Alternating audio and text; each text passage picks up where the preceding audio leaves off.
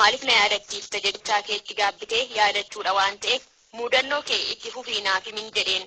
Akkuman amma sitti hime barattuu yuunivarsiitiin ture.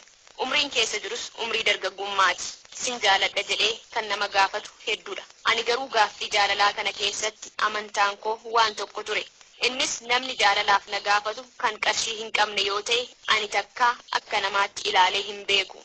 Barattootni waliin barannu mooraa tokko keessa waliin oollu sadarkaadhuma umrii wal fakkaatu keessa jirra.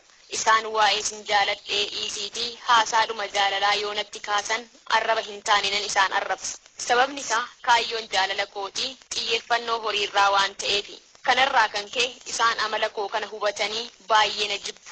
Hiriyaan koo shamarraniis ta'ee dhiiraa kan ilaalcha gaarii naaf qaban hin jiran.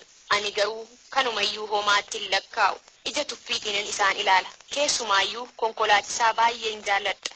Innis kan fedhii koo naaf guutu yoo ta'e jechuudha. Fedhiina keessa jirutu jaalala namummaa osoo hin taane jaalala horiiti. Hiriyoonni koo hanga tokko obsaan natti dhiyaatan tokko shufeer liiftii jechuudhaan natti qoosanii na bira darbu. Kaan isaanii immoo maqaa kooyyuu hin dhahan. Anis ija koo gaggalagalchee ilaaleen bira tara. Waaqaaf haa tolu hanga ta'e miidhagsee waan na uumeef. Ani garuu akkuma nama ofiin godhatee ana malee namni hin jirun jedha. Alaalatti tuffadhee waanan ofirraa ittisuuf hiriyoonni koo hangam akka isaan natti gubatanii jiran naaf hin galle. Isaan edaa osoo na ajjeesaniyyuu hin jibban. Ani kana hin beekne. Warri hanga ta'e natti dhiyaatan illee lakkii amala kee kana sirreessi jedhanii nuffanii waan dhiisaniif amma homaayyuu natti hin dubbatan. Yeroo isaan na gorsan waan hamma koo miidhagina hin qabneef inaaffaaf natti fakkaata malee naaf yaadaniiti natti hin fakkaatu. Aarii ana irraa qaban kana haaloo na bahuuf mala adda addaa akka isaan dhahaa jiranis ani hin beeku. Bilbila koo namaaf laatanii yeroo mara yoom wal argina jedhee bilbiluudhaan kan na waliin yeroo dheeraa haasa'aa turetu jira. Hojii isaa gaafadheen hojiin koo konkolaachisaadha. Efeeseriin konkolaachisa. Konkolaataa fe'isaa jechuu kooti. Amma guttinii midhaan ta'e fe'een Bahar Daariinan jira.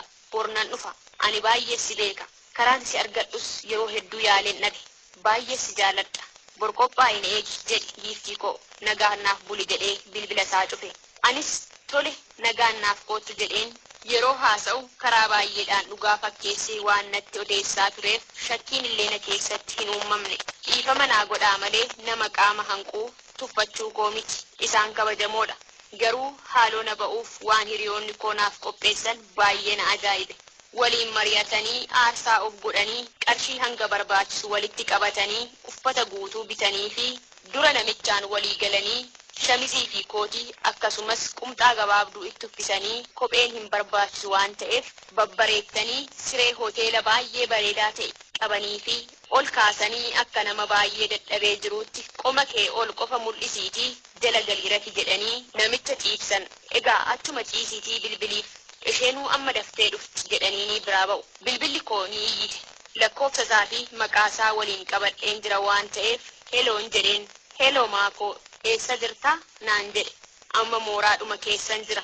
Ati hoo eessa jirtan jedheen. Ani amma reefuun naqamte seenaa jira. Konkolaataa dhaabeen dadhabee siree qabadheen ciise. Amma dhufuu ni dandeessaa jedhee hoteela qabatee jiru lakkoofsa siree isaa waliin natti hime. Anis tole jedheen taaksii qabadhee deeme. Taaksii irraa bu'een lafa inni jiru gaheen bilbileef. Ciisaan jira. Baay'een dadhabe. Ol seeniitii gara lakkoofsa 10 koottu naan jedhe. Ol seenee kuticha lakkoofsa isaa ilaalaan osuman deemuu argadhee balbalicha xiqqoo rukute. Ol seeni naan jedhe. Anis olin seene. Akkam bareedduu koo jedhee hoo'isee nagaa na gaafate. Yaada kootti maaliif ol jedhee ka'ee nan dubbisu. Tarii immoo dadhabeetu ta'a jedheen bira gad taa'ee nagaa gaafadhe. Ol jedhee si dubbisuun dadhabe. Akkam bareedduu koo. Dhiifama mataa koo qilleensi na rukutee xiqqoo waan na dhukkubeef rakkoo hin qabu. Akkamati nagaadhaa jedheenii dubbise. Anis bira gad ciiseen daddabalee dhungadheen. Akkamiree karaan naguma deebitee jedheen isa haasofsiise. Nagaadha dadhabbiirraan kanaf jedha. Lafa dugdaan ciisee ammayyuu ol hin jenne. Edaa inni harka malee miila lachuu hin qabu. Qarshii ani barbaadus hin qabu.